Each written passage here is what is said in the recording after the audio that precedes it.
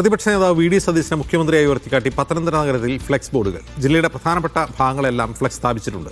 കേരളത്തിലെ നിയുക്ത മുഖ്യമന്ത്രി, നിലപാടുകളുടെ രാജകുമാരൻ, നിയുക്ത മുഖ്യമന്ത്രി എന്നിങ്ങനെയാണ് ഫ്ലെക്സിൽ ഉള്ളത്. VS വിഷു വിവരങ്ങൾ നൽകും.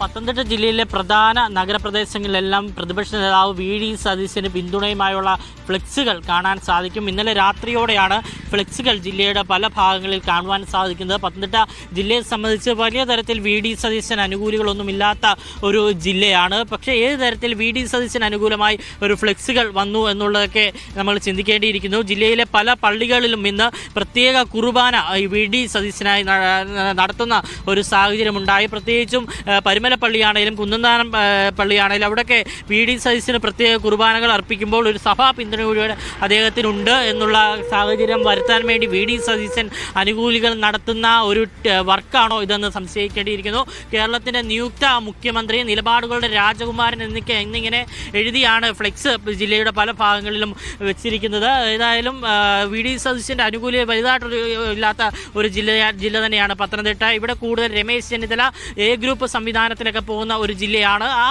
ആ ഒരു സാഹചര്യത്തിൽ വി ഡി സതീശന് അനുകൂലമായി ഒരു ഫ്ലെക്സ് എങ്ങനെ ജില്ലയിൽ വന്നു എന്നുള്ള കാര്യങ്ങളിലൊക്കെ വലിയ ചർച്ച തന്നെ ജില്ലാ കമ്മിറ്റിയുടെ ഭാഗത്തൊക്കെ ഉണ്ടാകുന്നുണ്ട്.